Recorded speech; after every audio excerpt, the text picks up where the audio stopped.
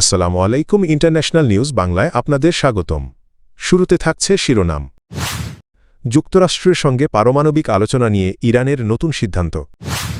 পারমাণবিক আলোচনায় বসতে যাচ্ছে যুক্তরাষ্ট্র ইরান। কুখ্যাত যৌন অপরাধী জেফ্রি অ্যাপস্টেইন আসলে কে? ভারতের ওপর ৩২% শুল্ক কমালেন ট্রাম্প। অ্যাপস্টেইন তদন্তে সাক্ষ্য দিবেন বিল ও হিলারি ক্লিন্টন। তেহরান, ওয়াশিংটন যুক্তরাষ্ট্রের সঙ্গে পারমাণবিক ইস্যুতে শান্তিপূর্ণ সমাধানের পথে এগোনোর সিদ্ধান্ত নিয়েছে ইরান। চলমান উত্তেজনার মধ্যেই দেশটির প্রেসিডেন্ট মাসুদ পেজেশকিয়ান যুক্তরাষ্ট্রের সঙ্গে আলোচনায় বসার নির্দেশ দিয়েছেন। সোমবার ইরানি গণমাধ্যমের বরাতে টিআরটি ওয়ার্ল্ডে তথ্য জানায়। প্রতিবেদনে বলা হয়, ইরান ও যুক্তরাষ্ট্রের মধ্যে পারমাণবিক কর্মসূচি নিয়ে আলোচনা শুরু হবে, তবে আলোচনার নির্দিষ্ট সময়সূচি এখনও চূড়ান্ত হয়নি। এই সিদ্ধান্ত আসে এমন এক সময় যখন সামরিক সংঘাত এড়াতে একটি চুক্তির বিষয়ে আশাবাদ প্রকাশ করেছেন মার্কিন প্রেসিডেন্ট ডোনাল্ড ট্রাম্প। এর পরপরই তেহরান আলোচনার পথে এগোনোর উদ্যোগ নেয় বলে জানানো হয়েছে। এর আগে সোমবার ইরান জানিয়েছিল যুক্তরাষ্ট্রের সঙ্গে আলোচনার জন্য একটি নির্দিষ্ট পদ্ধতি ও কাঠামো চূড়ান্ত করার কাজ চলছে। ইরানের পররাষ্ট্র মন্ত্রণালয়ের মুখপাত্র ইসমাইল বাকাই বলেন, কূটনৈতিক প্রক্রিয়ার প্রতিটি ধাপ বিস্তারিতভাবে পর্যালোচনা করা হচ্ছে এবং আগামী কয়েকদিনের মধ্যেই আলোচনার কাঠামো প্রস্তুত হবে বলে আশা করা হচ্ছে। তিনি আরও জানান, আঞ্চলিক কয়েকটি দেশ বর্তমানে ইরান ও যুক্তরাষ্ট্রের মধ্যে বার্তা আদান প্রদানে মধ্যস্থতার ভূমিকা পালন করছে। ওয়াশিংটন, তেহরান ২০২৫ সালের যুদ্ধের পর প্রথমবারের মতো পারমাণবিক ইস্যুতে সরাসরি আলোচনায় বসতে যাচ্ছে যুক্তরাষ্ট্র ও ইরান। আগামী ৬ ফেব্রুয়ারি তুরস্কের ইস্তাম্বুলে এই বৈঠক অনুষ্ঠিত হওয়ার সম্ভাবনা রয়েছে বলে জানিয়েছে মার্কিন সংবাদ মাধ্যম অ্যাক্সিওস। প্রতিবেদনে বলা হয়, যুক্তরাষ্ট্রের মধ্যপ্রাচ্য বিষয়ক দূত স্টিভ উইটকফ এবং ইরানের পররাষ্ট্রমন্ত্রী আব্বাস আরাঘচি বৈঠকে অংশ নিতে পারেন।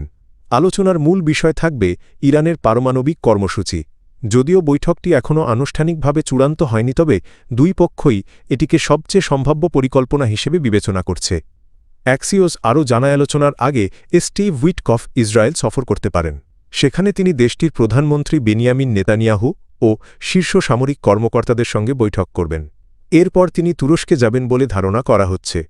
এই বৈঠক অনুষ্ঠিত হলে এটি হবে ২০২৫ সালের জুনে শুরু হওয়া ১২ দিনের যুদ্ধের পর যুক্তরাষ্ট্র ও ইরানের মধ্যে প্রথম সরাসরি যোগাযোগ। ওই যুদ্ধের সময় পারমাণবিক আলোচনা ভেঙে পড়লে দুই দেশের মধ্যে ব্যাপক উত্তেজনা তৈরি হয়। বর্তমানে ওয়াশিংটন তেহরানের ওপর সামরিক ও কূটনৈতিক চাপ বাড়াচ্ছে এবং একটি সমঝোতায় পৌঁছানোর প্রয়োজনীয়তার কথা বলছে, যাতে বড় ধরনের সংঘাত এড়ানো যায়। নিউ ইয়র্ক যৌন অপরাধ ও মানব পাচারের অভিযোগে অভিযুক্ত মার্কিন ধনকুবের জেফ্রি অ্যাপস্টেইনকে ঘিরে বিশ্বজুড়ে দীর্ঘদিন ধরে কৌতূহল ও বিতর্ক চলছে। ২০১৯ সালের ১০ আগস্ট নিউ ইয়র্কের একটি কারাগারে বিচার চলাকালীন রহস্যজনকভাবে তার মৃত্যু হয়।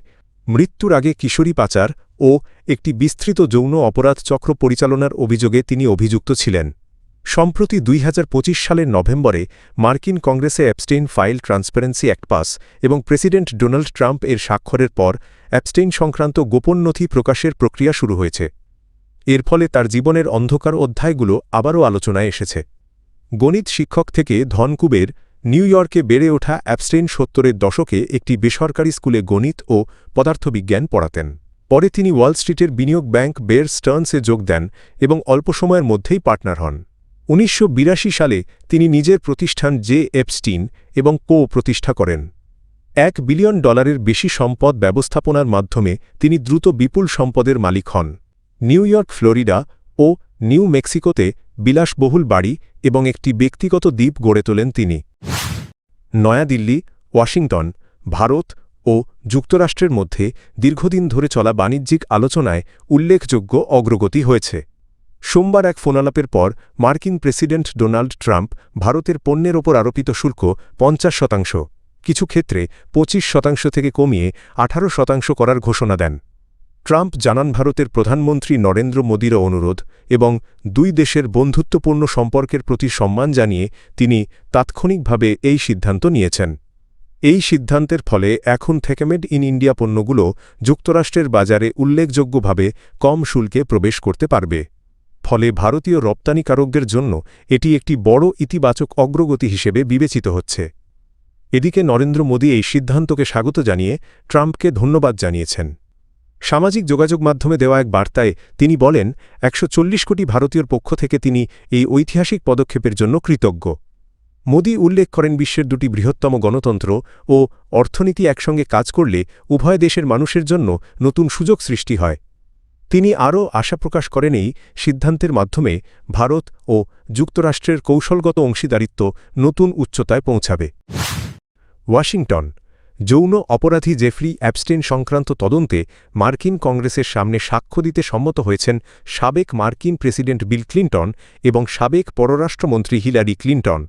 রিপাবলিকান নিয়ন্ত্রিত হাউস ওভারসাইট কমিটি এর সমন অমান্য করার অভিযোগে তাদের বিরুদ্ধে কংগ্রেস অবমাননা প্রস্তাব উত্থাপনের কয়েকদিন আগেই এই সিদ্ধান্ত এল। ১৯৮৩ সালে সাবেক প্রেসিডেন্ট জেরাল্ড ফোর্ডের পর এই প্রথম কোনো সাবেক মার্কিন প্রেসিডেন্ট কংগ্রেশনাল প্যানেলের সামনে সাক্ষ্য দিতে যাচ্ছেন। সোমবার রাতে বিল ক্লিন্টনের deputy chief of staff Angel Urena সামাজিক যোগাযোগ মাধ্যম এক্স এই বিষয়টি নিশ্চিত করেন। তবে তিনি এই তদন্তকে রাজনৈতিক উদ্দেশ্যপ্রণোদিত বলে মন্তব্য করেন। উরেনিয়ার দাবি ক্লিন্টন দম্পতি ইতোমধ্যে শপথের মাধ্যমে তাদের জানা তথ্য জানিয়েছেন। তার মতের কমিটি এই প্রক্রিয়াকে ভিন্ন রাজনৈতিক উদ্দেশ্যে ব্যবহার করার চেষ্টা করছে।